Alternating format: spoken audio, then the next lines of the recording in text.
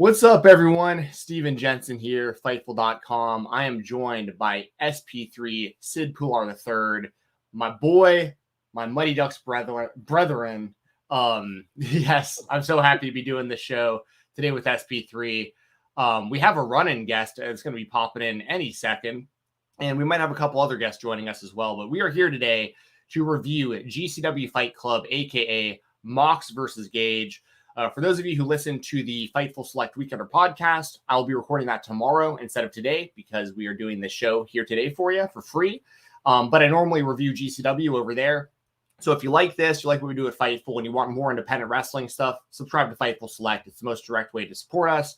And you also get a lot of great independent wrestling stuff from the various podcasts, especially my Weekender pod. Before we get into anything, though, today, SP3, how you doing today, man?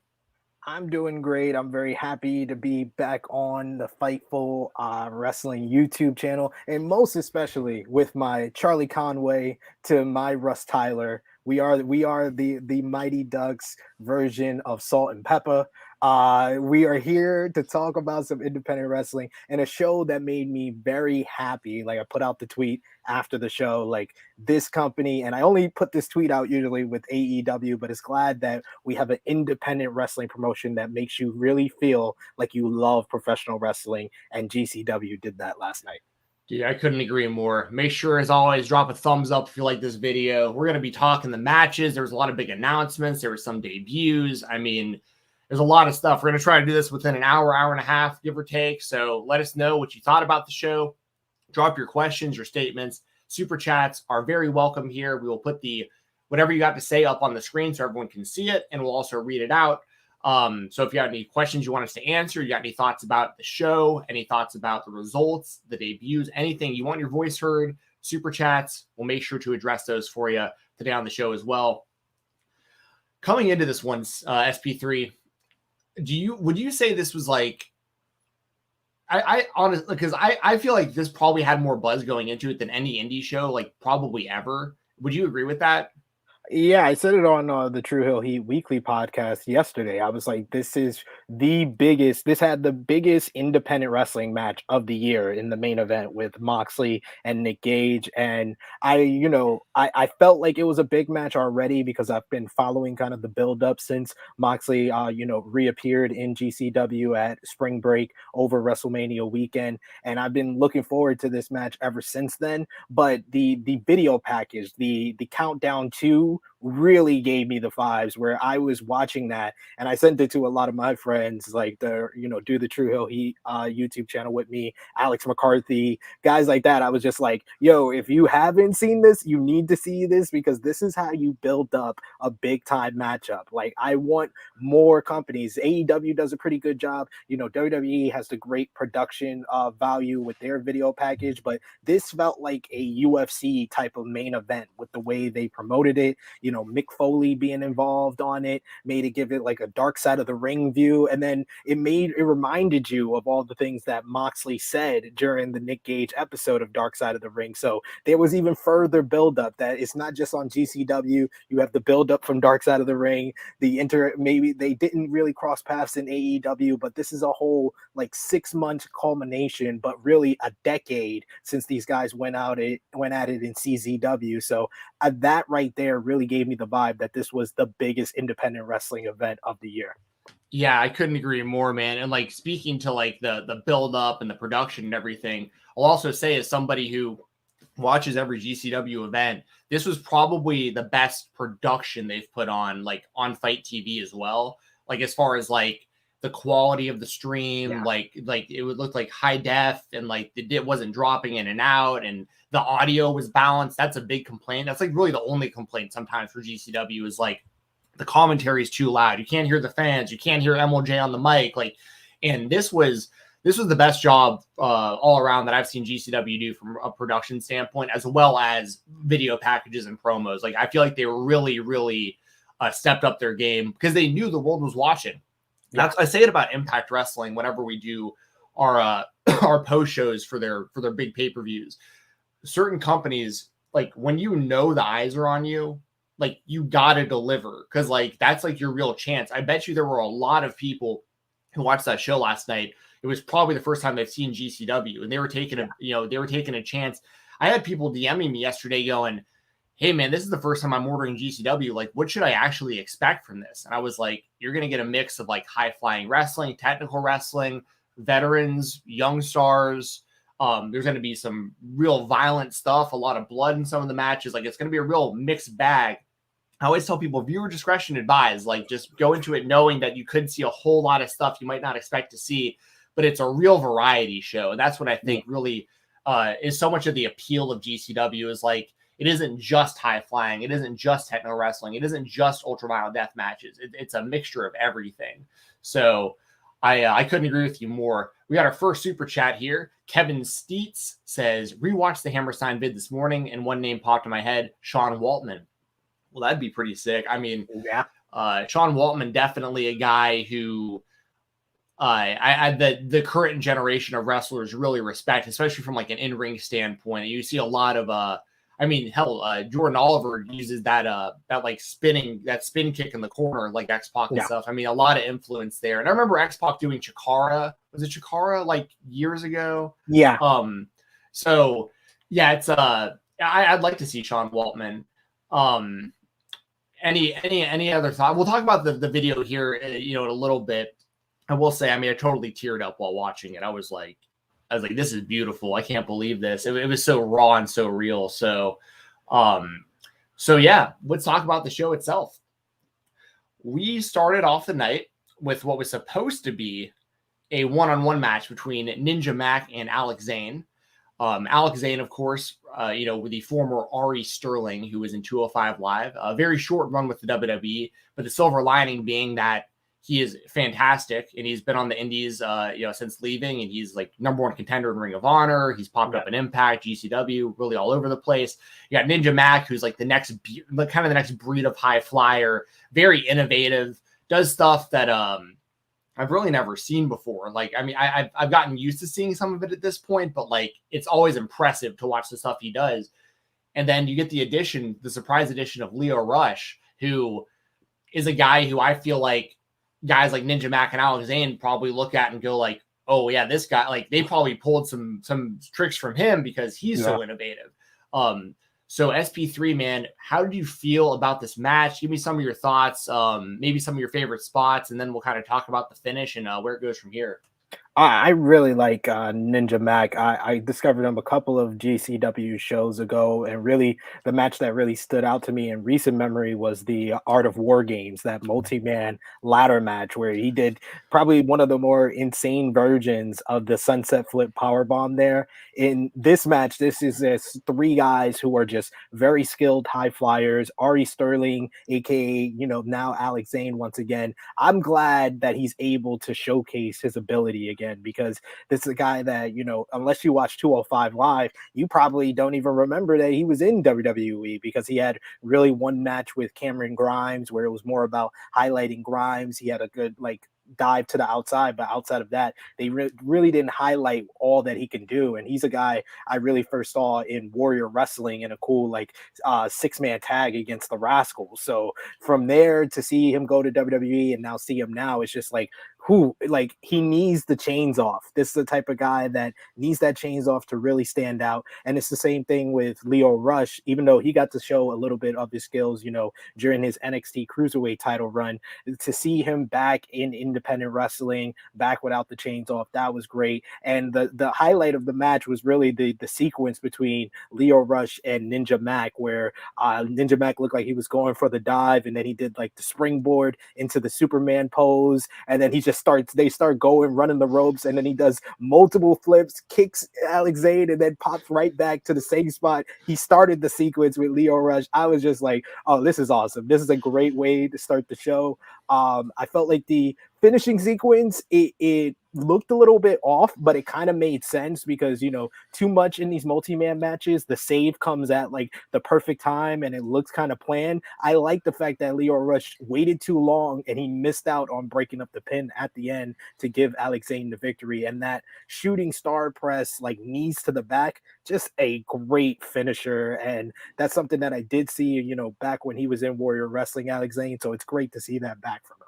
Yeah, dude, I couldn't agree more, man. Like those spots were sick. Alex Zane having the chains off, Lio Rush as well. It's great to see. Alex Zane is a guy who like he's deceivingly large, like in comparison to what I think how big people think he is, like because of his style of wrestling. That was one thing where I was surprised with his WWE run, like with it being as short as it was, where I was like, man, like he's got the size where like he's so different in the ring from most people, and he still has the size. Like I felt like he would have actually been a really good fit there if given, the right circumstances. But like we've been saying, so many of these wrestlers are rebounding.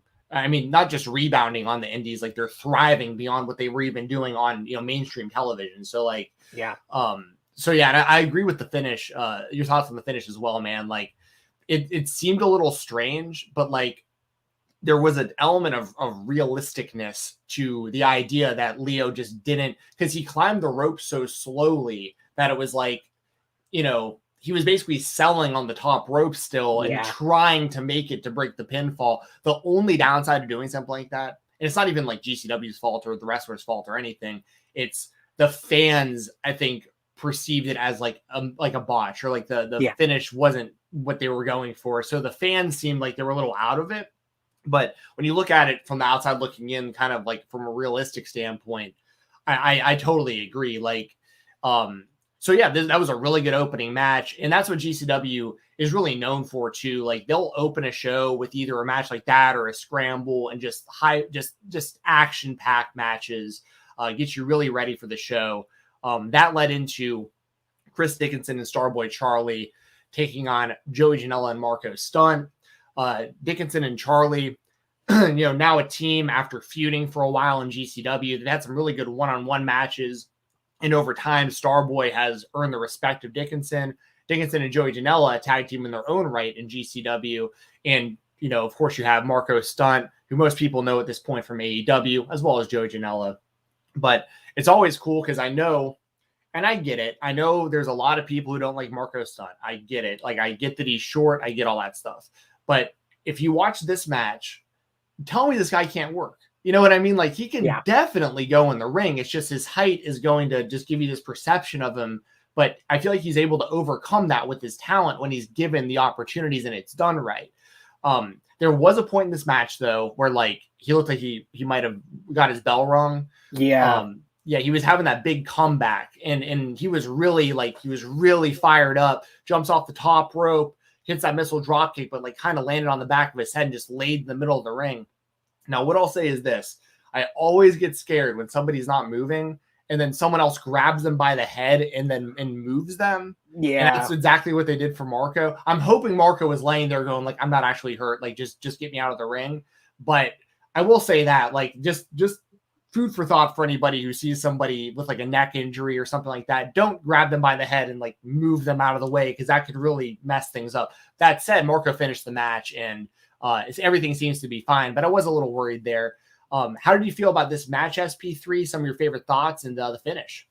I like this match a lot, and I don't really, you see the multi-man matches in GCW, you see great singles matches, great dream matches, the hardcore death match stuff, but you don't really see like really genuine like tag team matches in this manner, which don't have like the death match like element to it, like or even hardcore, like usually because you got SGC who are the champions, and their matches always feature some type of like plunder, as they say, and so it's kind of different, this type of matchup, and I like the story that went into it because I've kind of seen over the last couple of shows, especially like the last Atlantic City show, the friendship and the partnership between Joey Janela and Marko Stunt dealing with 44.0, and then you got over on the other side, I've seen the match where Starboy Charlie finally defeated Dickinson in LA, so I kind of had that kind of going into it, so that was a nice little to know actually the story of the two teams was good going into it,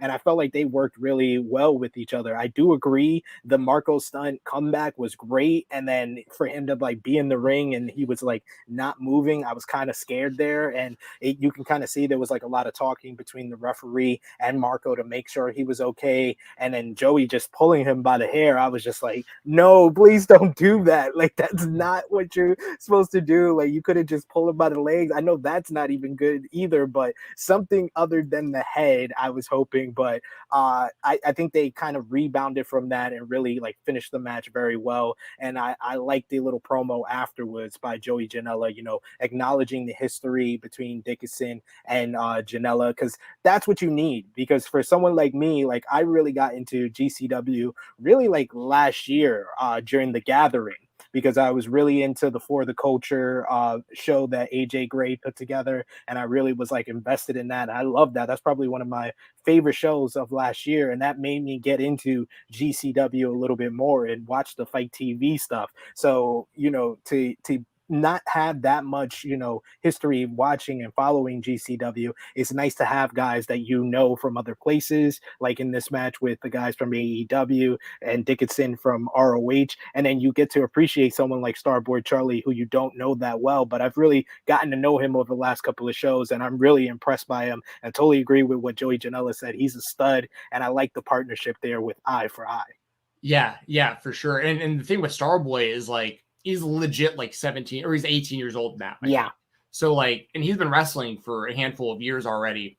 He's like, that's one thing GCW does. It seems risky, but it keeps paying off. Like, they'll put a lot of investment into really young talent, like Nick Wayne, Billy Stark, Starboy Charlie, like literal teenagers. I mean, Marcus Mathers has got to be young. I mean, I know he's young. He's probably right around those ages. I mean, he dates Billy Stark, so I mean, he's probably like 17 also. So like, I mean, there's the Starboy Charlie, they have serious plans for long term, it feels like. And him and Dickinson as a team has been really cool. It's cool to mention too with For the Culture, because those shows have been so good, those For the Culture shows. Yeah. And I just wanted to shout that out real quick, because that's just a perfect example of like why representation is so important in wrestling. Like, you watched For the Culture and then discovered GCW because of For the Culture, basically, or started getting invested in GCW after watching For the Culture. That's huge.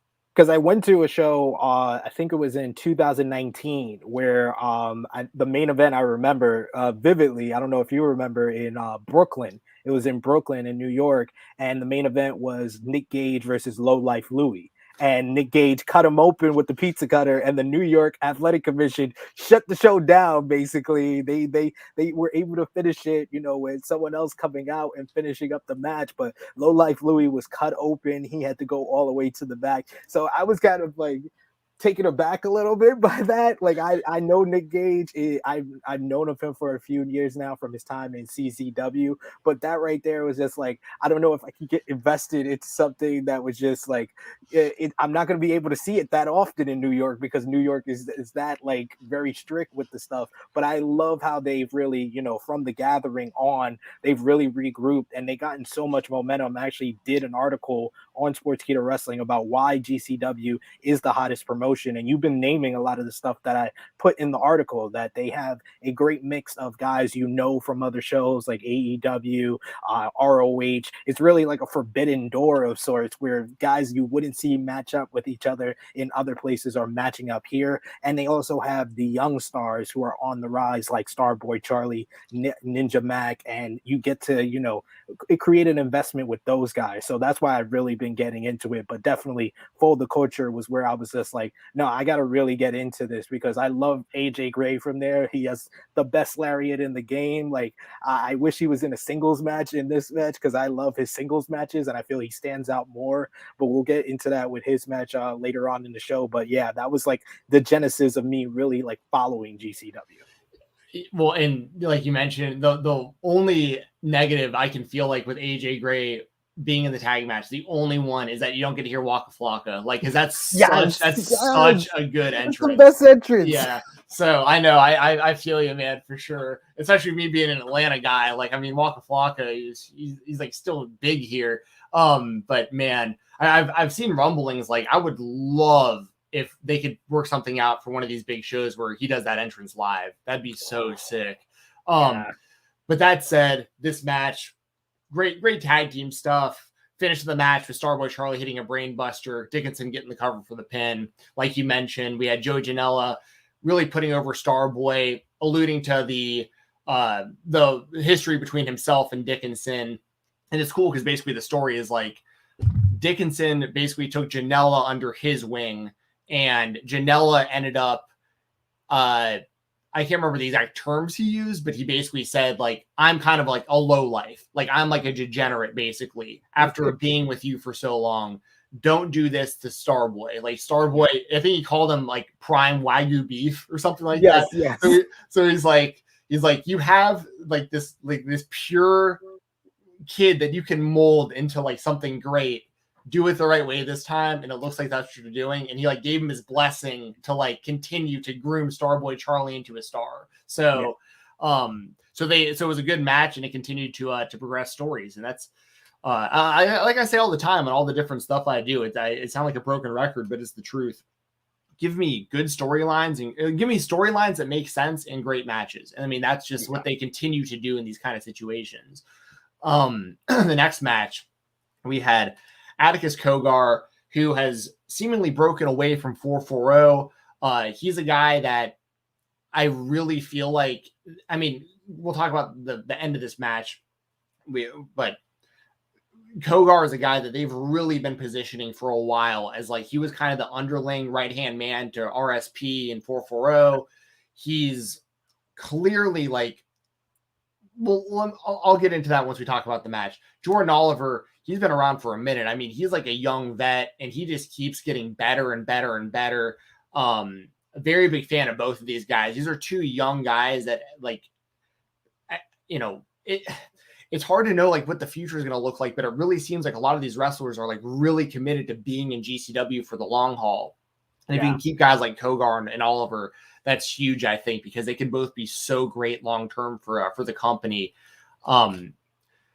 The finish of the match, I'll get your thoughts in a second here. The finish of the match was great because like it was a clout cutter from the top rope to the outside through a table, and then you rolled him in and pinned him. And what I like about that is a lot of the time, like you see something like that, and then like it's not the finish because like the time it takes to like roll him into the ring. No, this was just like, you're not getting up from this. Like it's this finishing move off the top rope through a table outside. You're done. Now, what I wanted to get to while talking about Atticus, though, is that I was surprised by the finish, the result, because I really do feel like they're going to strap the Rocket to Atticus. Now, after the match, when they were, it looked like they were going to like kind of end on good terms, and Oliver, they're raising each other's hands. This is what was really telling about this, and I want your full thoughts on this match and the story. This was very interesting to me. Not unexpected, but interesting. Atticus is clearly the dastardly heel here in this scenario. Especially, he's like when with RSP not there, Atticus I consider to be the number one heel in GCW, unless you count Matt Cardona, I guess, depending on how you look at it. But when he attacked Jordan and put the skewers in his forehead, which he does every time you see him, by the way. Like I saw people that were like, saw this and thought it was like the most disgusting thing they've ever seen. And I was like, you better get used to it if you watch GCW, because Atticus does this every time you see him.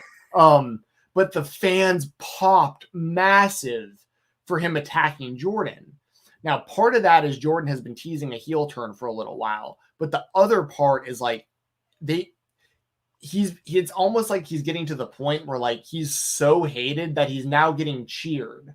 And I think that could be really, really interesting. So I know I've kind of talked a lot about this. SP3, what are your thoughts on the match, the finish, and kind of the story here, and your thoughts of seeing kind of all that unfold? Like Jordan basically getting booed for beating one of the top heels. Yeah, it was very interesting how the crowd reacted, especially from like the very beginning during the entrances, everyone flipping off Gogar, and then everyone singing along to Jordan Oliver's theme, which is a great theme, and I Yo, love the dog. Yo, that dog. that yeah, Yo, that from and that bro. 2019 show, he was one of the guys that I really got into because he was kind of skinny and everything at that time, and he's really bulked up and really gotten into great shape in my opinion, and his work in MLW with Injustice is really good as well. But this is like without the chains kind of Jordan Oliver, where he doesn't have like a Myron Reed by his side or anybody like that. And he can really stand out on his own. And he really looks like he's a future top star, a future ace for GCW. I thought they worked very well with each other. And I totally agree with you. The finish was great because, he hit the clout cutter in the ring and that wasn't enough. But then they hit it, through the doors on the outside. That was just great. And like you said, not always, that's kind of like a transitional move or like a count out tease in most promotions but for him to put him back in the ring and get the 3 count, and the way they shot it was very unique because they're showing the replay of the spot, and in the small picture, that's when he's getting the 3. So that was very cool and unique to it. And I like the aftermath of it because I was kind of confused by Atticus. I was like, oh, is he turning babyface by shaking hands? And then for him to attack Jordan and then get the cheers that way, that was very interesting. But I kind of took it as the fans want him to be that dastardly heel. That's the person that they are invested in. They don't hate him because they don't want to see him. He's not getting go away heat. He's getting legitimate heat that he's gotten over time with 44-0. And I just like the whole vibe there in this matchup, and it feels like this is a feud that they're gonna continue moving forward, and I would love to see it.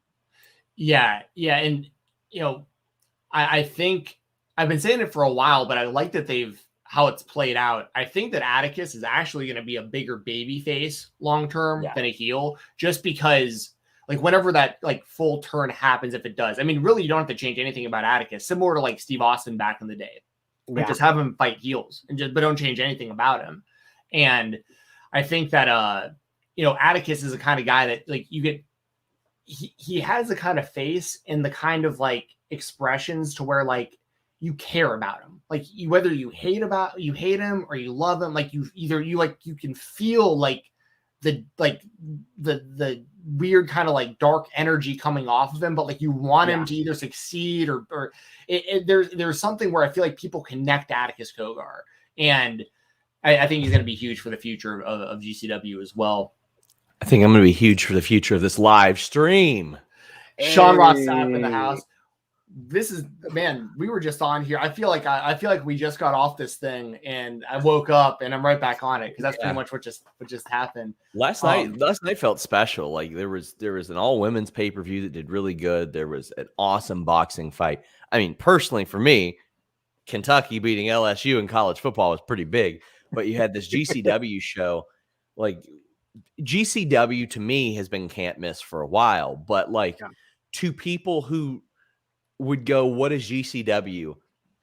It would need to be can't miss to them too. When you got Lio Rush and the Briscoes and even Chelsea Green and Thunder Rosa popping up there, it's very clear. I don't know if it was a concentrated effort, but it's very clear that they're like, okay, we're going to eliminate every bit of doubt that we're going to sell out this bigger venue because we're going to drag against people that are on TV every week as well. I wanted to stop by and put like a little backstage news out there. I was going to put this on select, but you know, we impromptu kind of decided to do this show about 12 hours ago. So I want to reward the people that are watching, but Yeah. we're going to jump around a little bit just because I got a lot of this news, but like some of these decisions were not like last minute decisions. I know Thunder Rosa was like, there were some that I looked at and I was like, oh, because they were in New York for Comic-Con, they just brought him in. That was kind of planned ahead. I actually asked Brett Lauderdale, I was like, what's up? Are you all doing Hammerstein?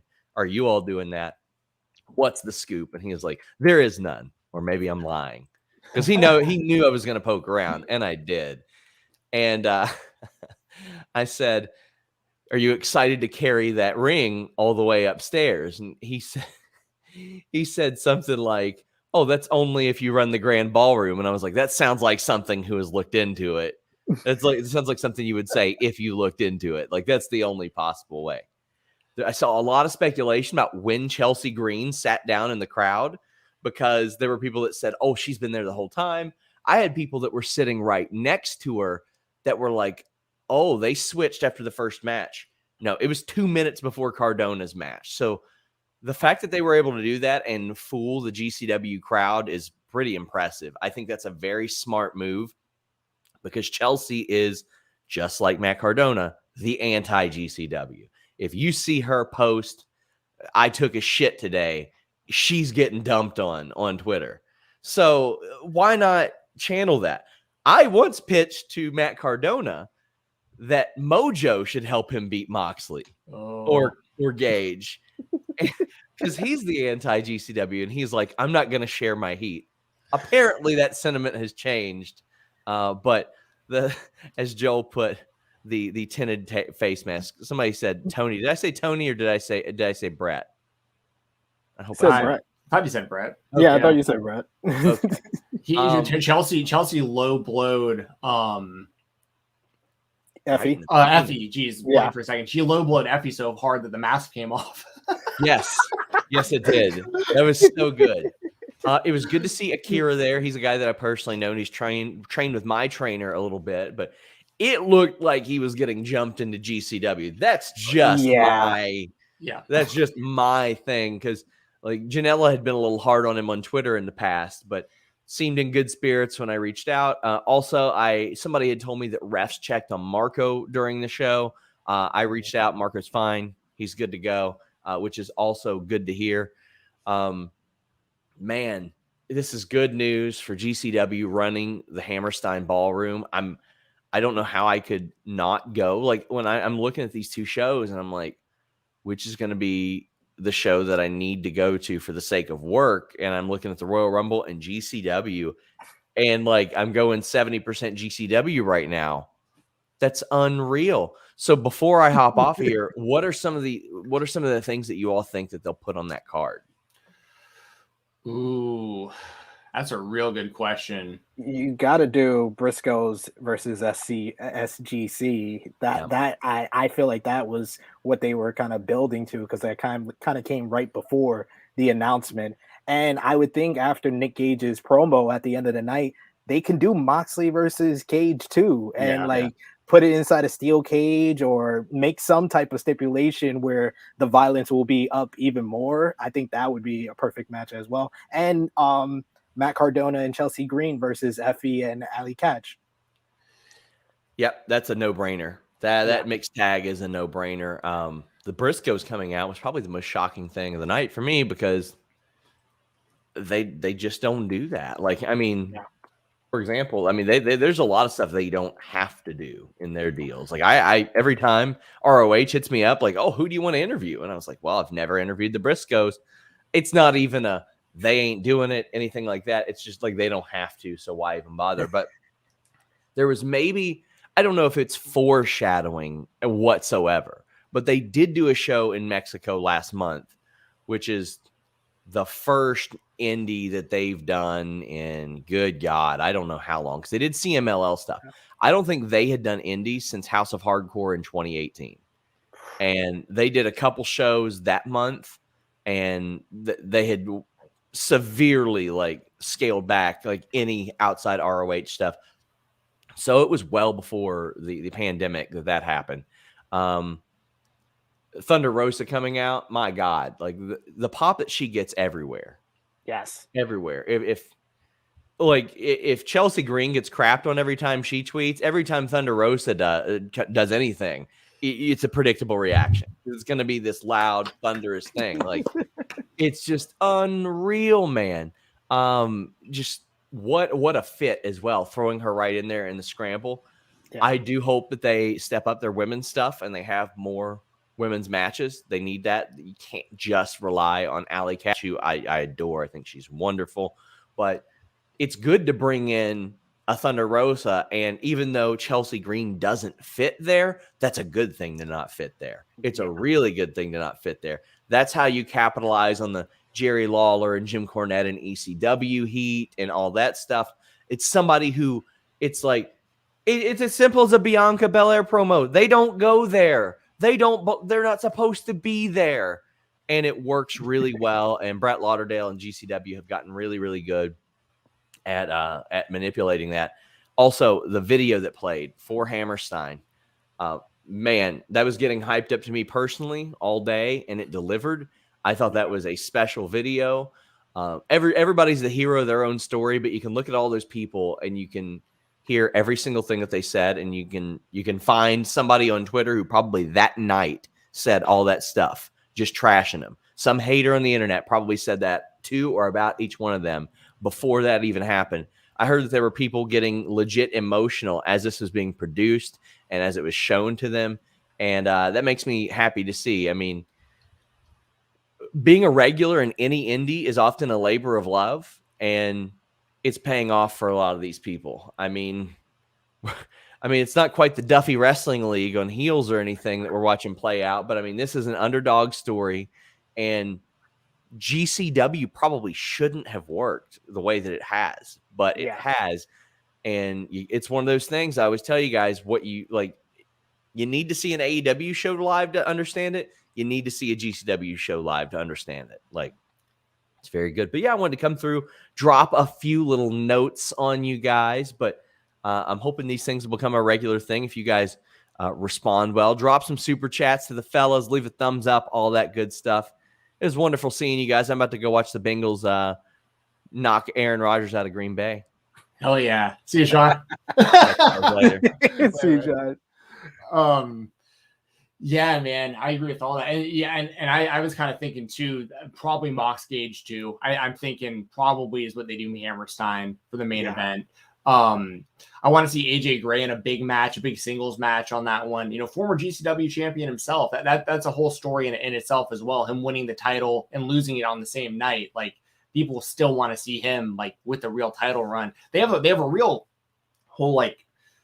It's similar to AEW in a lot of ways. Like, they have people lined up and ready. Like, when spots open for certain, titles or stories and stuff, like they have it all set up, ready to go. So hell yeah. When speaking of that stuff, kind of in the timeline of the show that we're at, we were right there at, Brett Lauderdale coming out to the ring. Matt Cardona interrupts him. Of course, we get Cardona versus Effy for the Internet Championship. And then, as Sean was mentioning, Chelsea Green makes her debut. Now, like Sean was saying, I totally agree. Chelsea Green, very similar to Matt Cardona, does not fit in GCW.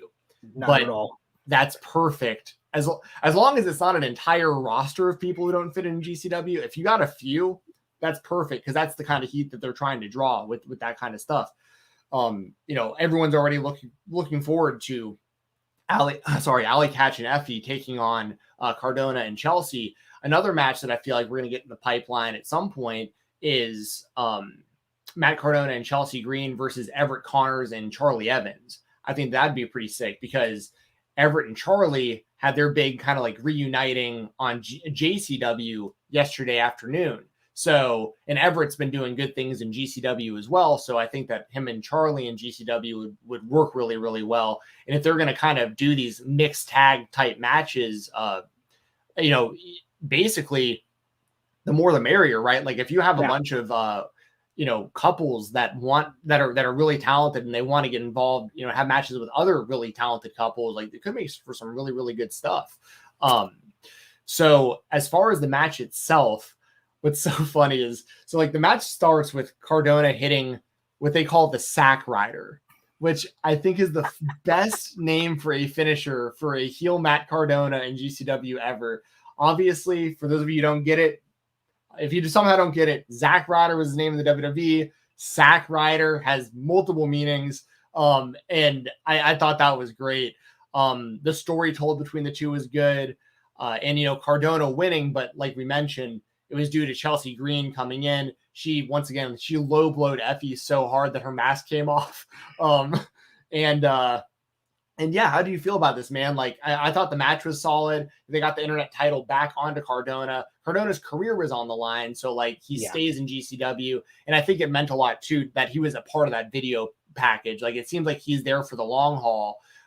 Even saying, I think his line in it was something to the effect of, you have all the tools, but you're never going to be a top guy. We wish you the best in your future endeavors. Yeah. And I was like, man, that's like cutting deep, dude. Like, that's so real. Like, that's exactly probably what he heard when he was like, yo, like that exact sentence, so like, how do you feel about the match, the finish, and of course, Chelsea Green coming into GCW to be with Matt Cardona? Matt Cardona is one of the main reasons why I decided to write an article about GCW, because, this is a guy that got released. And like you said, he probably heard that verbatim, what he said in the video package from WWE.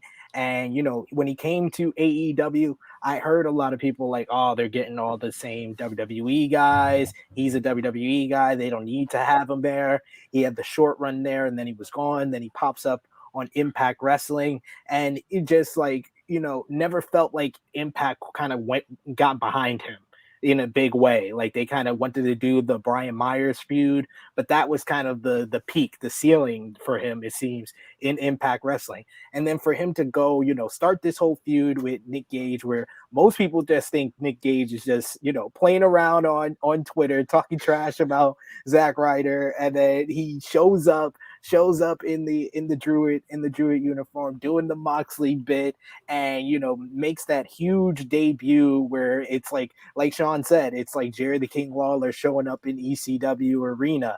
And then the homecoming show, that was like the Gathering, like I said, got me reinvested into it. The Homecoming was just like, no, this is the hottest thing in independent wrestling, because everybody was talking about Cardona versus Gage, and for him to win and get that win and the scene that it created, that's when you have an independent promotion that is picking up steam, that a lot of people are saying is the hottest promotion, and then it goes viral. It becomes the #1 trend on Twitter. That's when GCW was like, put the stamp on it that they're the hottest thing in independent wrestling. And Matt Cardona is really responsible for that. So I've been loving his heel run, because it really has revitalized his career. And that's why I think it did mean so much that he was a part of that video package, because he is their top heel.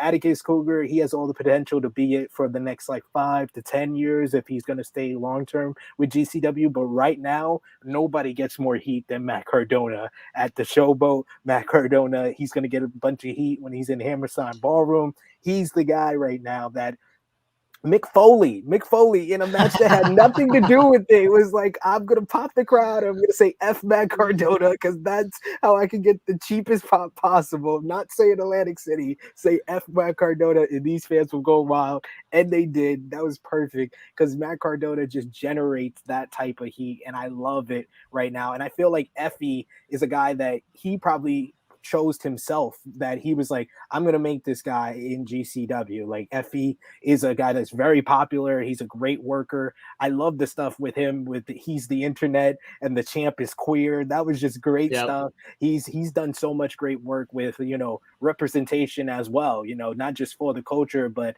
Effy's big gay brunch is a lot about that representation as well with the LGBTQ plus community. So I love what he's doing as well. So it's just great what they're doing with this program. And that finish just was like a callback to what we grew up on, man. Like the Monday Night Wars with the Rick Rude type of thing with the mask from ECW and the low blow. And I like how they kind of gave you misdirections where Cardona knocked down the referee. So you would think like Alley Catch is going to get involved, help Effy win. Then Effy gets knocked down. Then it's just like, okay, what's going to happen now? And then the masked person comes in, and I saw the boobs on the masked person. I was like, that's Chelsea Green. That's Chelsea Green. I was like, that's got to be Chelsea Green. And then the reveal at the end. And that's why I said, like, when you know about the Hammerstein Ballroom, you start thinking about what's the matches they got to do, and that mixed tag team match is at the top of the list, because Matt Cardona has all this heat. You got to pay it off, and I think it's a great opportunity for Boosie to kind of get the big win in the Hammerstein Ballroom. Yeah, I couldn't agree more, man. I totally agree with everything you're saying, and with Cardona especially, like mentioning how great of a heel he's been with GCW and all this stuff, but he's running Impact and AEW. The Impact AEW stuff really feels like you're just seeing Zack Ryder in the indies or on other companies outside of the WWE. He has a completely different feel in GCW. Like, I wish there was a way, and I'm not saying there isn't a way. I wish they would lean more into it because like him and Chelsea are together on Impact, but they're like feuding with like Hakeem Zane or what's his name on Impact? Rohit Raju. Yes, they're him and Shira, which I'm a big Raju fan. Like I think that guy's awesome, but it's just such it's just like a night and day difference between like that Matt Cardona and Chelsea Green, and then like what we're seeing from Matt Cardona and GCW, and what I'm assuming we'll see out of Chelsea Green as well. And then there was something else I was going to mention. And it's just off the top, just have the tip of my tongue. Oh yeah, about Effy, his part in that promo, the Hammerstein reveal. His line was something along the lines of like, can you just tone it down a bit? It's a little too gay. And I can only imagine how many times a day that guy hears that. Like, I mean, you know what I mean? And he's just, and despite anything he's heard, he just keeps thriving. I mean, that dude, and he's the kind of guy, man. Like I've heard in interviews. Effy doesn't even have aspirations of like working for like AEW or WWE or anything at any point. Like he is killing it in his own space right now, and he's killing it on Twitter. He's a guy I got to see live years back, like Basement East, Nashville, Tennessee, and just seeing the growth that this guy and the popularity that he's been able to gain. I mean, so two thumbs up for Effy and for Cardona. I mean, they built this feud in a short amount of time based off of like a really quick roll up at the last big show. And then, I feel like the whole thing delivered. And I'm looking forward to Cardona and Chelsea taking on Effy and Alley Catch. And we were also, we'll talk about the Briscoes in a second, but they were mentioning on commentary, there's a chance we might get the Briscoes versus SGC today on the Aftermath at 5 p.m. Yeah. So I just want to throw that out there too, because I meant to mention it when we brought that up when Sean was on. So like, they're already like, I mean, for those of you who don't know, free ad, I mean, Fight TV today at 5 p.m. There's another GCW show. So like, if you didn't know that, or like you're like still buzzing from last night, like there was another good GCW show with Minoru Suzuki versus Joe Janela tonight. So like, yes, they're just going to keep on rolling. The next match we had after intermission was the Scramble match, which is, I'll throw this out here. So there's a few independent promotions that I think are synonymous with Scramble matches. GCW is definitely one of them. Southern Underground Pro out of Nashville is known for their scrambles as well for very similar reasons. They just go ham in the ring and just do stuff that you just wouldn't expect, or you expect it at this point if you've been watching, but like they keep upping the game. Like it's just so innovative, the things that these performers think to do in these scramble matches. And shout out to Doug Bateman, who I do my Tuesday night show with. He's been saying for a minute that he thinks there should be a scramble championship in GCW, which I think is a really, really good idea because they're able to get a lot of reoccurring talent on the show. And especially a guy like Jimmy Lloyd, who's like so successful in scrambles. Like if he was a scramble champion and he was in like every show, you were guaranteed like 1 6-person match with the scramble title on the line. I think that would actually be a really, really good idea. Because it ups the ante of like how important the actual scramble match is. Like they're fun to watch, but like, what's the stakes really? Like if you had a championship on the line, I think that would be pretty awesome. I actually do agree with that because, they got the Ultraviolet championship, but that's over in like Japan a lot of times. So they kind of need like that secondary title, and that would be a great one. And it would give stakes to the scramble match, which is always fun. It always delivers, the high spots of the night. But if it had that extra, oomph to it, the extra something, for the stars to go for, I think that would add a lot to it. Yeah, for sure. And good call too with the Ultraviolet Championship. Drew Parker kind of comes and goes from GCW at the moment. And that guy, for my money, the top Ultraviolet Deathmatch guys for me right now are Drew Parker, Alex Colon, Nick Gage. And then on kind of like the IWTV side, like John Wayne Murdoch. I love Akira, who we'll talk about in a second. But the scramble match itself, we had Gringo Loco, who, man, the first time I saw Gringo Loco was at a Glory Pro Wrestling show in St. Louis, probably like 4 or so years ago. And the first time I saw him, I was so confused when he came out. I was like, he's like kind of like not in great shape. He's like this Caucasian guy with the name Gringo Loco, but he's wearing like a full body USA like bodysuit. I had no idea. Like I didn't understand like what the gimmick was, And then he got in the ring, and I was like, oh my God, this guy's flying all over the place. This is insane. And I've been a fan since the first time I saw him. So like to see his progression, GCW, MLW, all the cool stuff he's doing, like big Gringo Loco guy, Jimmy Lloyd, a guy who was literally a kid attending shows like this. And he would just be like left at the arenas. Like his parents would just like leave him there. And he just got to know the wrestlers, started like putting the ring together, just literally from the ground up. He's only like 22 or something right now, but he's probably been wrestling for a while.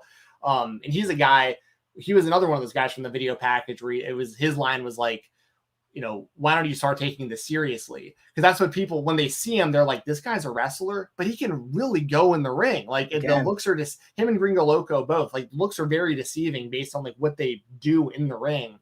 Calvin Tankman, a guy that I have been a big fan of. He's another guy I got to see in Nashville years back. And every time I see Tankman, he's a little bit better than the last time. Like he is continuing to get better and better. He's the kind of guy who can pick you up over his head and throw you over the top rope or do a front flip over the top rope and hit you. I mean, yes. And I love his stuff he does in Paradigm Pro under like the UWFI rules and stuff. Like he's become a very credible kind of striker on top of all the other cool wrestling stuff he does. Braden Lee, straight brazy, a great up and coming high flyer, a guy that has been doing a lot of good stuff in GCW lately. I can mimic the same thing for Dante Leone. Both of those guys are like they're two of the main futures, I think, of kind of the high flyers of GCW, Dante and Braden Lee. ASF, I know this is a tall comparison. I've compared him in the past to a young Rey Mysterio, a smaller guy who's doing stuff I've never seen before. The way he can bounce off the ropes, hit certain combinations. I think ASF is going to be massive in the world of wrestling, especially if he sticks with GCW. And then, of course, you had the surprise addition of Thunder Rosa, who we all know and love, wrestling superstar, international wrestling superstar. In my opinion, if you narrow it down to just talking about female wrestlers, if that's like specifically what we're talking about, I would say her, Charlotte, and Serena Deeb are probably the three best women in the world right now. If I had to like pick three, and that's and the cool thing with Thunder Rosa is like she goes in this match, it's her and 6 guys. And she's doing everything everyone else is. Like, there's no like special treatment. It's like she can just go. She is so good. And she is so over. Like, so I love every person in this match. Huge fan. The match itself was sick. Give me some of your kind of favorite spots, anything you want to talk about with like the talent itself. And the finish of the match, which was Jimmy Lloyd, he put ASF up on his shoulders like a torture rack, spun around a whole lot down into a pile on his head. Looked great. So give me your thoughts, SP3.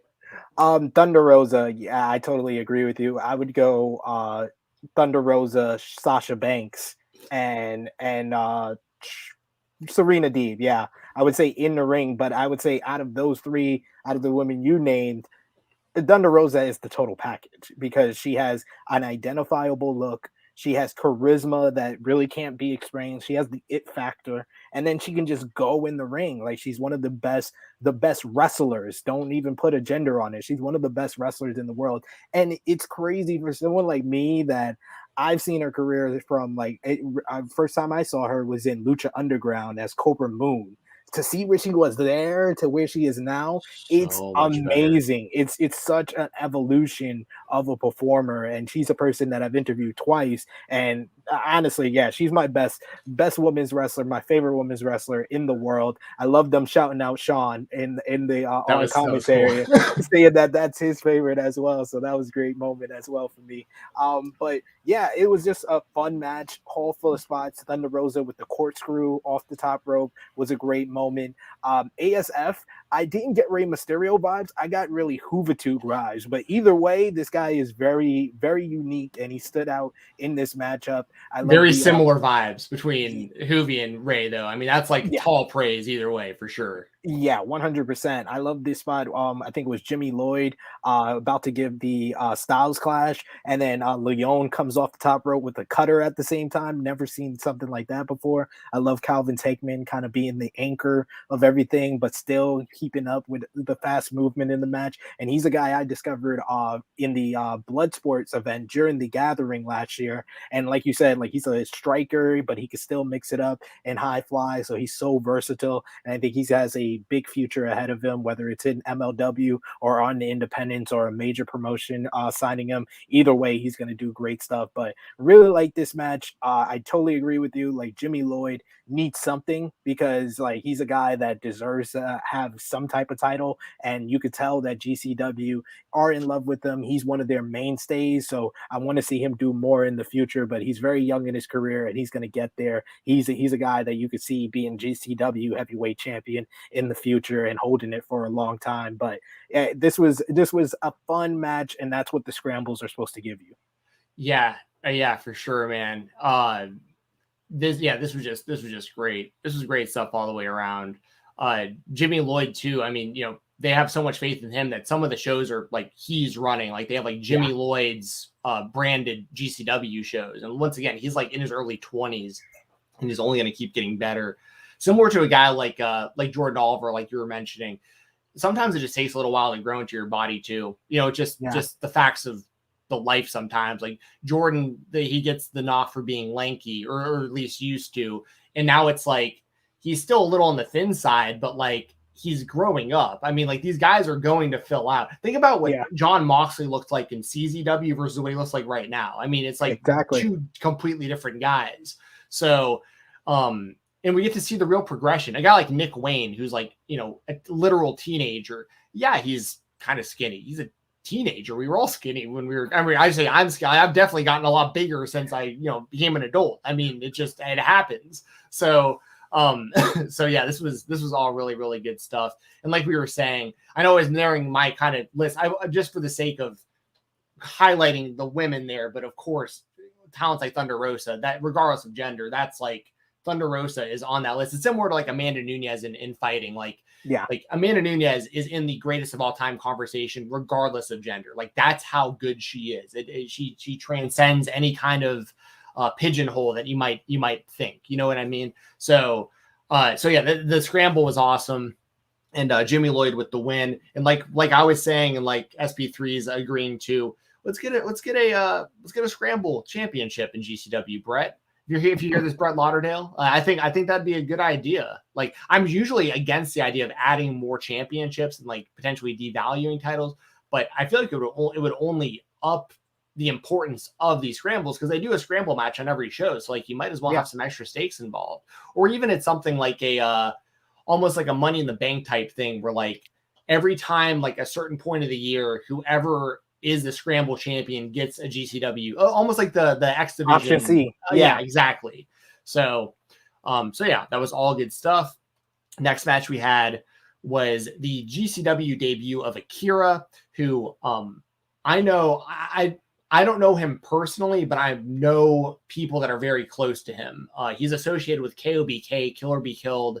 I'm very close with John Mosley, who is a ring announcer, commentator, a part of KOBK, as well as Brett Eisen. These are Nashville guys that, I knew when I lived there. And Akira is a guy that for years people have been like, man, if he could just get into GCW, like no one really understood why it was taking so long, but he finally got his chance. Like Sean was saying, they pretty much jumped him into GCW. Like that was what I was seeing on the timeline too. It was just clips of him just getting destroyed. And it was like, welcome to GCW, welcome to GCW. My whole time, like, welcome. You of course also had in this match, Akira was teaming up with Alice Colon, the former Ultraviolent champion, and G-Raver, who is probably the most sadistic person in all of GCW. When like you look at like the grand scheme of things, the guy is a complete psychopath as far as like, and that's what he's meant to be on the show. And they wrestled the Second Gear crew, the combination of the Mother Effin' Truth, AJ Gray, Mance Warner, Matthew Justice. So this was great. I mean, one spot in particular that I wanted to highlight real quick was the Doomsday Device chair shot to the dome to the outside. It was like to see that is always brutal, but it's also one of those things where I almost felt good for Matthew Justice because he's usually the one getting hit in the head with the chair. So it's like, okay, at least Justice like got to smack someone else, this time. But I thought this was great. I thought Akira looked great. The crowd took to him fast too. Like, Yeah. he came out and like they knew him, or even if they didn't know him, they probably had heard, like, get hyped for this guy. Like, this guy is a deathmatch guy. This is the type of guy we want in GCW. And I thought the match delivered, as the SGC matches always do. They're always a lot of fun. Obviously, the walk by Pantera, walkout music. If anybody's going to use that outside of RVD, the SGC is literally the perfect people to do it. Like, these guys are clearly ECW fans. I mean, like, it's more of paying tribute than like stealing something. You know what I mean? Yeah. And before we talk about the match itself, make sure to send those super chats if you haven't already. We'll make sure to put your questions up on the screen. We'll answer your questions. If you have any statements, thoughts, anything about this show, anything about GCW, the independents, or anything, super chats are very much appreciated. And we'll make sure to highlight those. Also, leave a thumbs up and subscribe if you haven't already. But the finish of this match was a little strange because it seemed almost a little out of nowhere. Like, Mance Warner hit the running knee, but it seemed like it was supposed to be Mance and Matthew Justice, like, doing like a double team, and I don't think it was timed quite right. But and that was kind of like the opener where the fans were kind of like, was that supposed to be the finish? Like, I don't think it popped quite how it was supposed to because of that. But the actual match was really, really good, and you had 6 super over performers in this one. So SP3, your thoughts on this 6-man tag? I like the deathmatch dream team, as I call it, with Akira, G Raver, and Alex Colon. Alex Colon getting the huge pop, but like you said, the GCW universe knew of Akira because he got a good reaction immediately when his music hit. So they even knew his music upon him coming out. SGC, I just love their vibes. I love the Pantera walk entrance. It's like one of the best entrances. Like I said, the only disappointment is that they didn't give AJ Gray his own entrance so we can hear Waka Flocka. Come on. That was the only thing missing. I wanted AJ Gray to come out on his own, and then Second Gear Crew, the tag team champions, come out after him. That would have made everything a little bit better for me. But like you said, this match was what you would expect from this match. It was hard hitting, a lot of violence, a lot of doors. You had chairs. You had the big spot at the end where it looked like they were going to do like a super powerplex with all 3 members of Second Gear Crew. But Alex Colon taking out AJ Gray on the outside through the doors on the floor. And then the timing of the finish seemed a little bit off, but that was another one where the timing seemed a little bit off, but it kind of played into the realism of it, where you didn't think it would be the finish, but it was, because it was like a knockout blow with the running knee. And then, like we talked about earlier, the post match really stole the story on this one. Go ahead and get into that. Let's talk about that. The SGC gets on the mic, and they're basically saying, like, we want in on the forbidden door, send us the best teams in the world, and take it away, SP3. Oh my God. When I heard Give Me Back My Bullets, as a longtime Ring of Honor fan, like, one of the saddest days was when they went to I think it was first HD Net. And they changed the music in 2009 of a lot of guys. Like, we didn't get no more Final Countdown. Nigel had to change his song, which was a really good song. Roderick Strong had to change "It's a Firefight," and the Briscoes had to change "Give Me Back My Bullets." Like, that was one of the sad. And I think they actually they were able to keep theirs for a lot, or variation of it, and then they changed it completely when they went to Sinclair. But that's one of the sad days. So to hear that music again, I was just like, nah, it's not the Briscoes. Like, nobody should be using that music outside the Briscoes. And then Jay Briscoe comes out. Like, I think that the Briscoes are the most underrated tag team of the past decade and a half, because a lot of guys have kind of I want to say, we call it culture vulturing in African in the African American community. A lot of people have done that with the Briscoes because they started off with the day one stuff, and then the Usos kind of took that years later. Like their style of matches was really the style of match that the Young Bucks kind of took it to another level. But it all starts with the Briscoes, and I feel like they're a team that just never gets any credit for what they have contributed to tag team wrestling. So to see them in GCW at this time when GCW is so hot, and GCW has a lot of the vibes where, like Brett Lauderdale said later on in the show, there's never been something like GCW, but it has a couple of elements of different places, whether it's ECW, whether it's CZW, or whether it's Ring of Honor. It's like all three of them combined coming together, and that's why GCW is so unique. So to hear that music, to see the Briscoes out there, and you could tell how excited they was. Like Jay Briscoe was done with his promo, picks back up the mic, and he's like, I love this.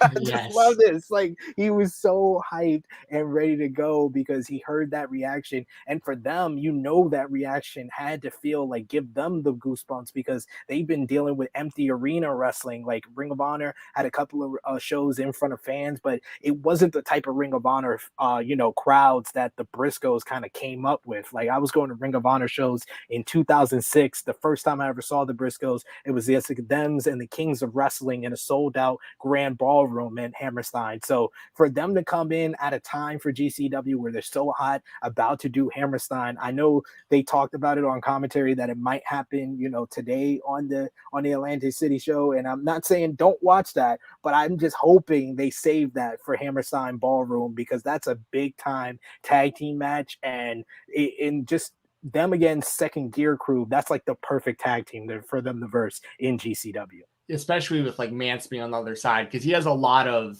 like vibes similar to the Briscoes, like kind of like the Southern, you know what I'm saying? Like just rough kind of. I love that. And Matthew Justice, of course, too. He's got a big chip on his shoulder, always will. I mean, he was in the WWE system like 10 years ago, and they just like didn't see anything in him.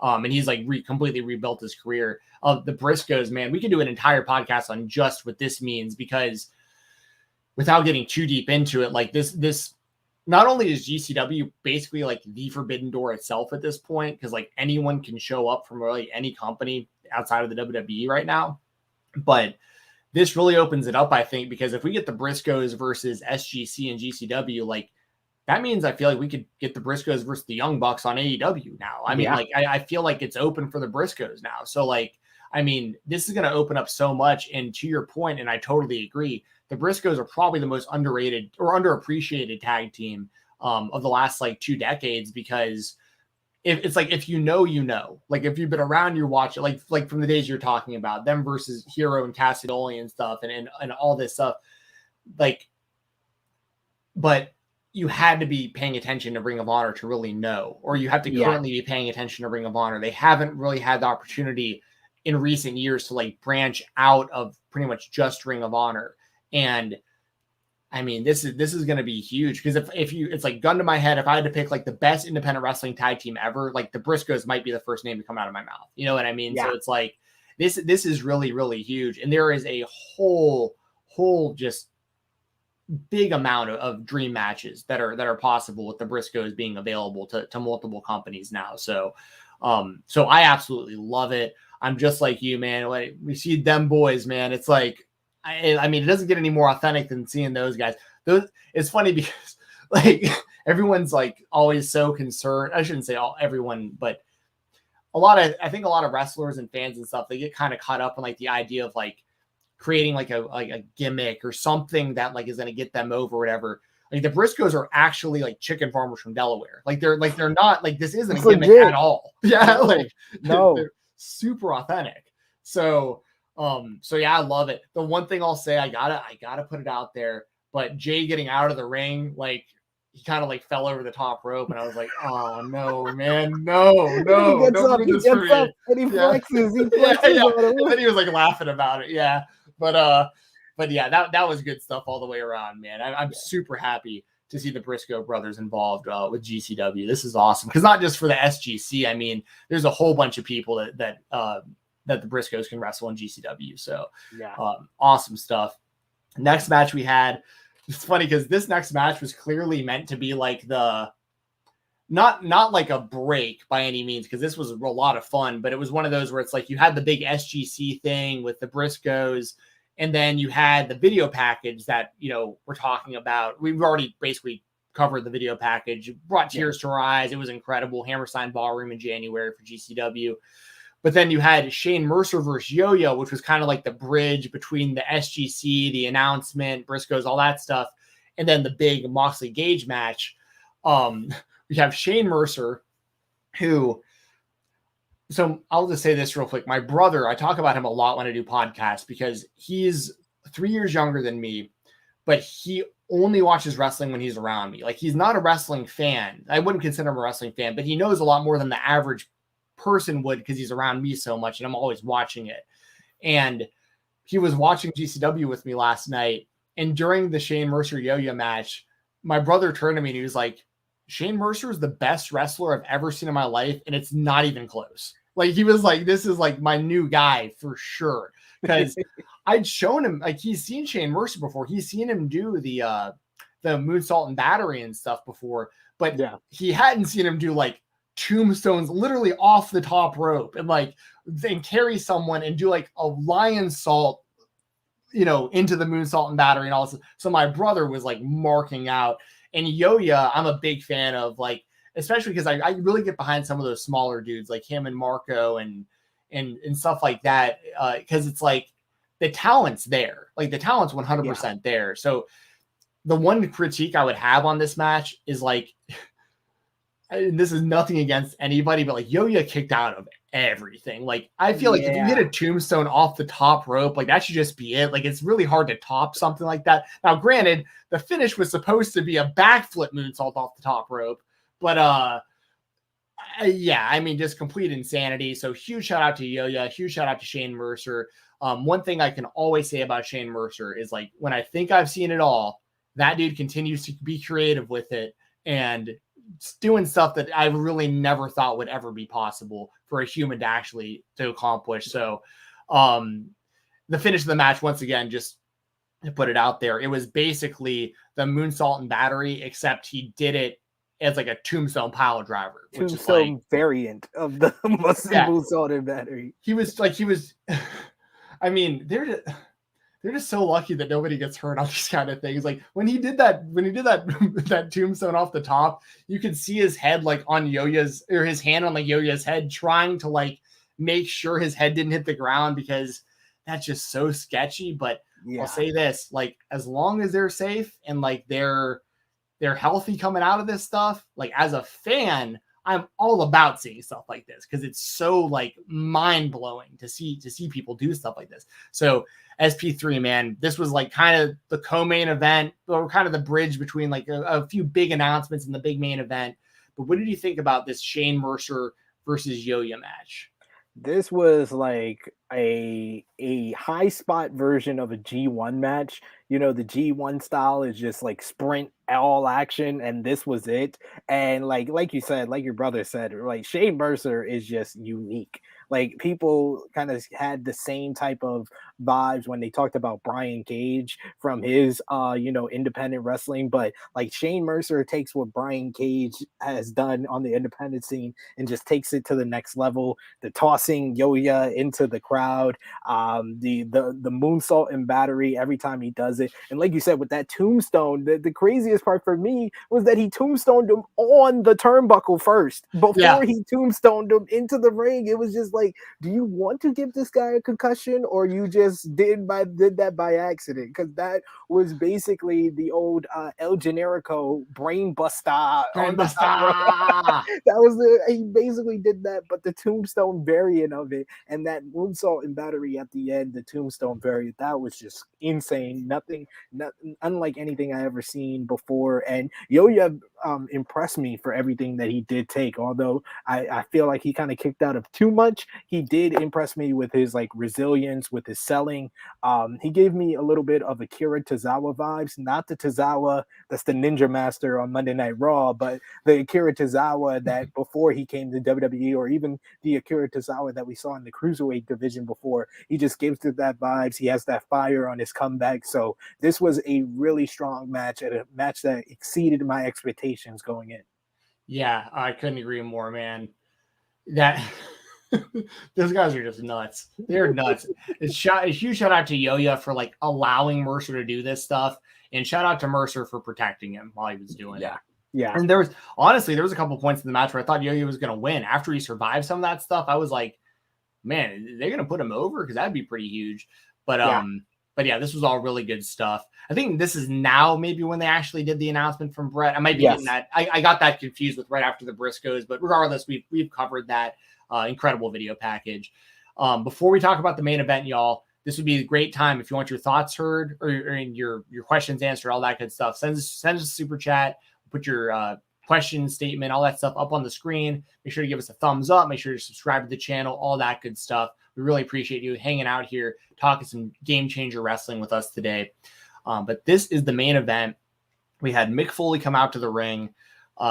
You could just tell that, and this is not a dig on WWE, but you could tell that Mick Foley hadn't felt like that in a long, long time. Like going out in front of a crowd and getting that kind of response. He was even talking about, he's like, my son Dewey, like, I wish he was here, because like this is what people like, the younger generation that really only knows Mick Foley as like, however they see him, whether, the hardcore icon, or they know him from like being thrown off the cell or later in his career, whatever. Like, this is the type of version of Mick Foley that I think Mick Foley wants to be remembered for most, is like the kind of the underground hero who eventually broke through and made it in the mainstream, but like he takes so much pride in having the respect of this type of audience. And man, he got this great promo, like we talked earlier. He said F Matt Cardona, which got a huge pop. Bang bang. Yeah, a lot of great stuff. He was talking about Mikey Ripwreck and ECW, and I mean, it was just a great promo.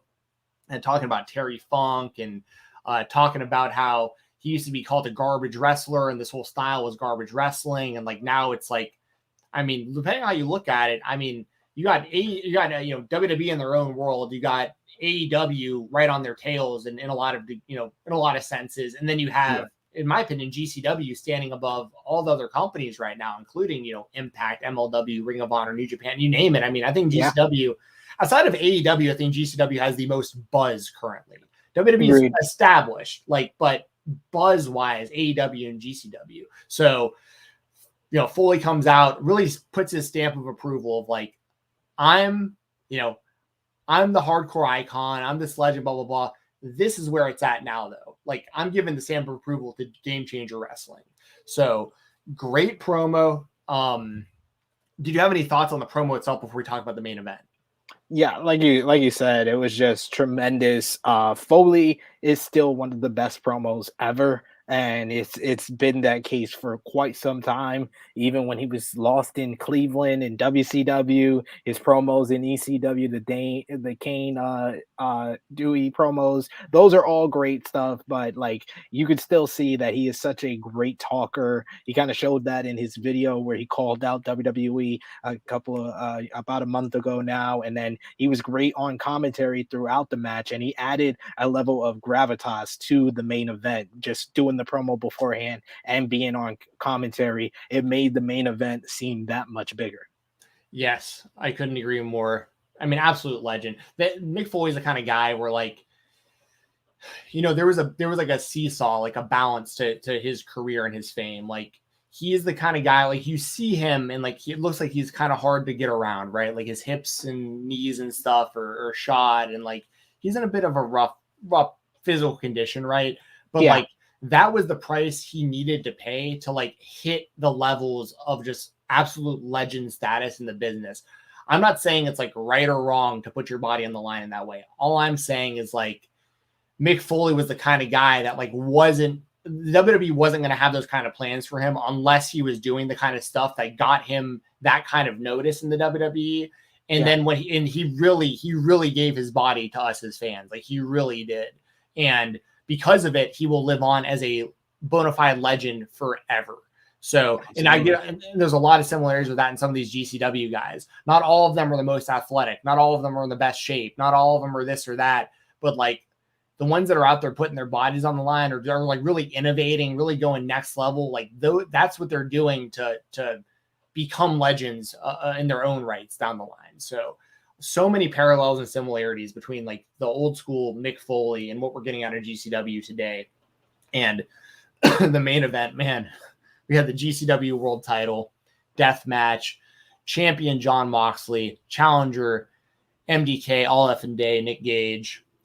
Of course, the Gage entrance, that's the best entrance in wrestling. I mean, for whom the bell tolls hits. We got Jeremy Lambert. He came in right as we mentioned Nick Gage. Yes, I'm here for the main event pop. That's all I'm here for. But man, like you hear that music hit, the fans swarm him. It takes a while for him to even get to the ring because like the fans are literally now. I don't know about you guys. I've been to shows before that Nick Gage has performed on, and like it's exactly what you expect. Like there were fans going up and hugging him, trying to like kiss him, like I mean, just telling him like personal stuff. They'll walk up to him and be like, "Man, this or that happened to me. Like I look to you for inspiration." I mean, they are completely sold on Nick Gage being like, that's like he's their hero. I mean, that's straight up like he's their hero. And then you have Jon Moxley, who in any other situation would be like the ultra baby face in something like this. But because Nick Gage is so beloved, like it makes Moxley a pseudo heel in a scenario like this, which is really speaking volumes of how over Nick Gage is. So Jeremy, give us your thought since you're joining in. Like, what were your thoughts? Did you have anything you wanted to say about the rest of the show, or do you want to just like jump in on your thoughts on this main event? Oh, I thought overall the show was very good. But yeah, I'm mainly here for the main event pop. But everyone should watch like the entire show. A lot of cool moments, especially the Hammerstein video. I'm sure most people have seen that on social media, but that was tremendous. Just very well done. The Cardona, Effy interaction and match and everything that happened there, very good. The scramble stuff, Thunder Rosa rules. I heard you guys talking about her earlier, naming her in your top 3 and everything, but yeah, Thunder Rosa, she's awesome. And Lio, just so many great moments. Just like overall, what a great show. Main event, when Gage hits him immediately with the light tubes. I was dying. I was like, oh, okay, this is how we're starting this thing. Exactly. I need to throw this out there before I forget to. Shout out to my boy MLJ, the best in the business of what he does. Yeah. When he high-fived Mick Foley in the ring, I turned to my brother and said, dude, he is probably marking out so hard in his head that he's high-fiving Mick Foley. And then I saw Emil tweet about it afterwards, like that, exactly that. And he's the best in the game when it comes to like, especially the Nick Gage intro. I mean, the way he fires everyone up, and he does such a good job. But to your point, Jeremy, with you bringing that up, like that's how it all played out. Was like you get the classic Nick Gage intro. He's halfway through announcing Jon Moxley, and then just whack. He's like, John. Oh, yes. That was so tremendous. And I'm watching this with the EP, and all she could think about is like, poor Renee. Like she has to watch this, and like just immediate first thing, light tube. She's like, oh, I hope Renee is just watching Netflix or something right now. Like, please don't subject yourself to this. But yeah, I mean, they started with light tubes, and it got crazier from there. I was very worried for Gage a couple of times. The first one was the back body drop to the outside through the glass. Yeah. I thought he messed up his knee on that one. That one looked rough. And then when Moxley just like suplex tossed him onto the barbed wire, like, he landed roughly on his head. Like that bump looked like it would have sucked if it was just in a ring.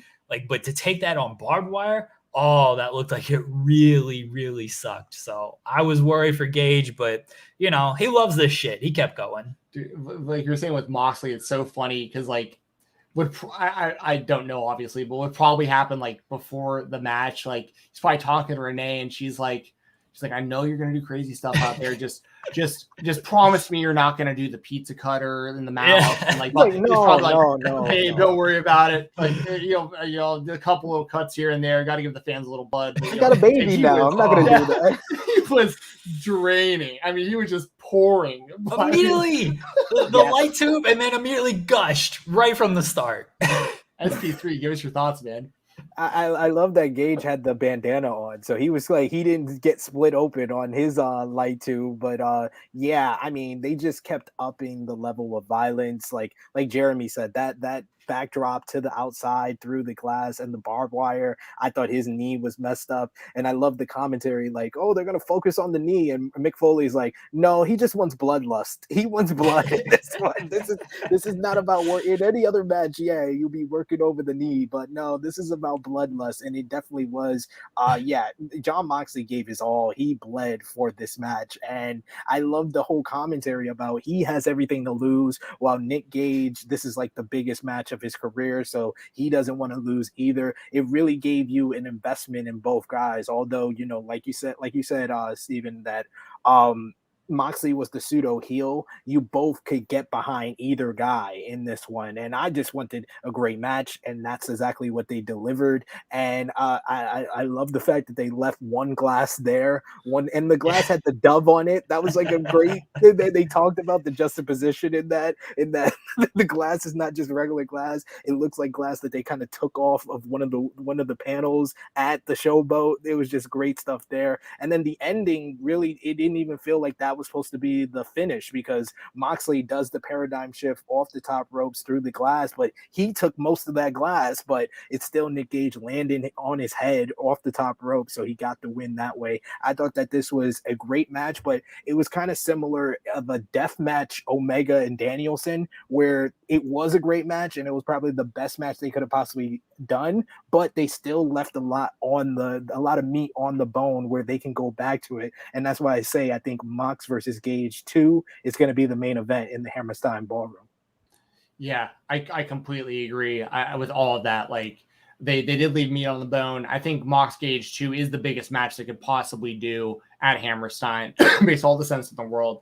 And huge shout out to Jon Moxley, a guy who doesn't need to be doing any of this at this point in his career. But like, I mean, he's literally the definition of like doing something for the love of the game. Like GCW's, I mean, I know he's getting paid something, but GCW, he probably like doesn't even care what he's making, because like this is like, I mean, this is the same guy who claims he didn't even look at the last offer the WWE gave him. Like he just took the envelope, threw it in the trash can. It was like, you could be offering me millions of dollars a year. I don't care. I'm out of here. Like, I mean, so it is awesome to see. And Jon Moxley as the GCW champion, I think is very, very smart right now, because with GCW getting all the buzz it has right now, you get like the outside fans who might just be giving it a chance now. And they're like, well, what should I like really be? Like, I don't really know Ninja Mac or Dante Leon or whatever. But then they're like, wait, Jon Moxley is the champion? Like, wait a second. And it's like, wait, you get a totally different, I mean, it's like the same version of Jon Moxley from AEW, but like cranked to like volume 20. You know what I mean? Like, I mean, so I think this is all just super, super smart. The booking of this entire show, the results of the show, outside of, once again, I think Atticus over Jordan Oliver would have been a better move, but that's probably leading to something very similar to AEW and Tony Khan. I can unironically say, let's let it play out. Like I think there's actually good long-term plans for all of these things in place. So like, I'm just here enjoying the ride. Like, take me on this GCW ride. We are really, really living in a real kind of renaissance time of professional wrestling right now. This is incredible stuff. You got any additional thoughts on the show or main event, Jeremy? Main event, like you guys were talking about, it seemed like the finish was a little out of nowhere, but I mean, it's a paradigm shift off the top rope, more or less through glass. Like, that probably should be a finish. Yeah. I know they like to do a lot of crazy stuff and it's not a finish, but Mox's move is it's more than just, hey, this is a move on the indies. Like, he's got to kind of protect that thing for television and whatnot. So it was a good finish. I like the doves because like Gage looked just very out of it. So like that one pain being there, it didn't telegraph the finish because you're like, well, they're going to go through this pane of glass at some point. So clearly he's going to kick out. And with the like doves coming up as like Gage is laying there, it's like, oh man, like this is like the death of this version of Nick Gage. Cause he mentioned in the Jericho interviews, like, I'm on a losing streak right now. Like I need to get a victory, after the match. He's like, it's been tough, but you guys keep going and everything. Like, so it was very symbolic, that pane of glass. I thought that was great. Just, I'm not the biggest deathmatch wrestling fan. I will tune in for the big matches, especially Nick Gage. Like that dude just rules. Man, this was a spectacle in the best sense. And I know they had a lot of new buys and a lot of new fans.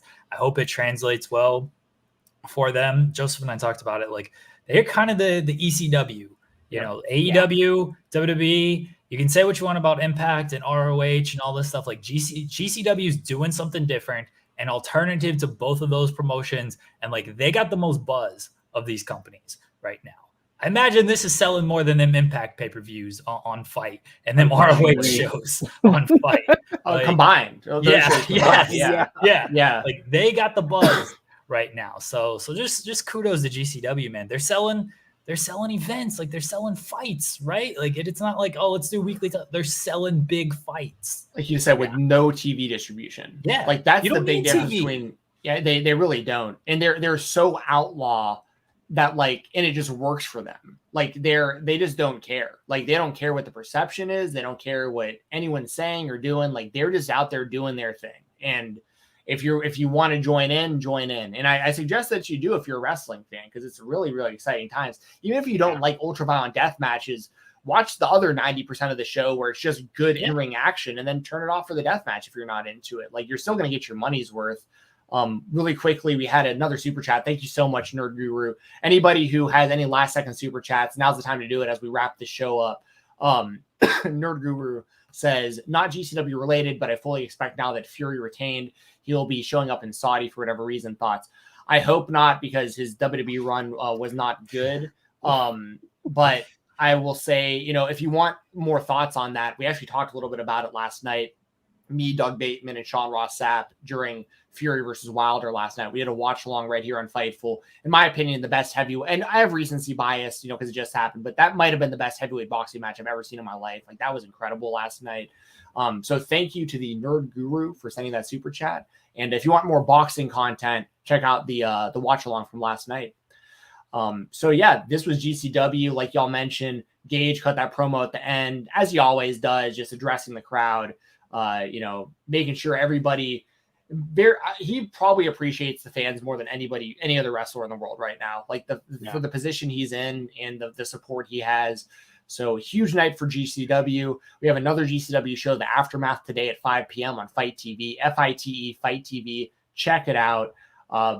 As we're kind of wrapping up, we got another last second super chat. Speed Punk, thank you very much, says, thanks for talking about the indies. GCW is my favorite company. You are not alone, man. Right now, a full disclosure, AEW is my favorite company and GCW isn't far behind it. And those are definitely my two favorites right now that stand above all the others. If you want more GCW coverage and more talk about the indies in general, I do the Fightful Select Weekender podcast on Fightful Select. It's the most direct way to support Fightful. And I normally record those on Sundays. We'll be doing a Monday show tomorrow because we're doing this GCW review today. But I talk GCW.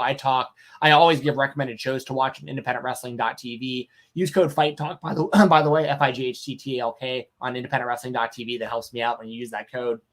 And yeah, so the Weekender, I'll plug the rest of my stuff right before we get out of here. Jeremy Lambert, thank you for gracing us with your presence today, sir.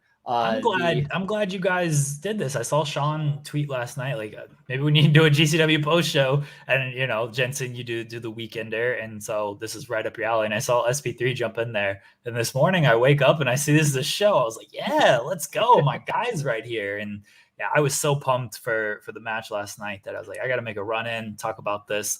I'm gonna get out of here so you guys can finish up. You want to plug your stuff real quick? Anything I will. Last comment, Moxley's back after my God. That man's back. that was looking rough. Hopefully he got cleaned up and everything. And he took the pizza cutter in the mouth. We didn't really highlight Yes. too much, but Yes. he took it. Call He back. did take it. Yeah, I was watching with the EP, and this is like her first like true death match experience and everything. And all she could, besides the Renee, so she's like, none of this is sanitary. Like she's going to do so many first aid courses and everything. She's like, this is not good. None of this is sanitary. They need to do better. Yeah, you guys know where to find me in the gym every day, getting shots up. Fightful.com. We're over there. YouTube.com / like the distraction, maybe pretty soon. Twitch.tv / Fightful Gaming. We're over there. We're everywhere. I'm gonna break some news right here on this show. October 23rd. AEW Dynamite, Impact Bound for Glory. Steven Jensen and I will be reviewing that show at like 1 a.m. in the morning. We'll be talking Dynamite. We'll be talking Impact Bound for Glory. So yeah, latenightgrind.com. You guys can go over there, support what Joseph and the boys are doing over there. Guys, thank you guys again. Really glad you guys got to do this, and I love seeing you guys together. My Mighty Ducks bros over here, my guys. Exactly. Guys. You're Adam Banks. Quack. Love you guys. Thank you guys. Yeah, thanks, Pleasure, Jeremy. bro. See you, buddy. Hell yeah, good stuff, man. SP3, thank you for joining me today. As always, my Mighty Ducks brethren. For those of you who don't know what we're talking about, there was the best podcast of all time. It was recorded a handful of months ago. Me, SP3, Jeremy Lambert, and Joseph Holbert. I think it was just the four of us. Was there anyone else with us? Yes, Just the four of us. We did a Mighty Ducks Game Changers, like detailed analysis on the whole series and talked the trilogy as well. So check that out. That's available youtube.com / Fightful Scraps. I think it's over there. Yeah. And also on the Twitch channel, twitch.tv / Fightful Gaming. SP3, man, tell people where to find you. You can find me on the Twitter machine at TrueHeelSP3, and I'm about to jump on my YouTube channel, True Heel Heat, for a review of AEW Dynamite and AEW Rampage on AE Ramble number 12. So once the stream is done, jump over there and join me over there. Yes, join SP3 or join him over here. You can find me, Fightful.com, FightfulSelect.com. For those of you asking in the chat right now, the Weekender is a part of Fightful Select. It's a part of the $5 tier. You get my podcast every week talking independent wrestling. You get Sean Ross Sapp's breaking news. I mean, just all the stuff he does. Jimmy Van, Alice Pulaski, Sour Graps. You get, in my opinion, obviously I'm biased, but for $5 a month, I think you get more than your share of value there. So check it out. Support Fightful. It's the best way to support us. I do a show every Tuesday called Live Rounds with my buddy Doug. We talk mainly AEW, but we also talk mixed martial arts and whatever's going on in the world of wrestling. That's on the RVD Tito for Life channel at 10 p.m. Eastern every Tuesday. Check me out as well on the Fightful Twitch on Thursdays, myself and Joel Pearl. We've been watching a lot of WCW pay-per-views lately on there since we can't watch Impact anymore, but we're going to start gaming again soon. We're going to be playing some Nintendo Switch, I think, this Thursday. So subscribe over there and follow over at twitch.tv / Fightful Gaming. Make sure to subscribe right here to youtube.com / Fightful. Give us a thumbs up if you haven't already. Share the video if you'd like to. Thank you very much for joining us and talking some game changer wrestling. I love independent wrestling. Skull Vikings. Follow me on Twitter at FightTalk_. And we'll see you next time. Y'all have a good one. Peace.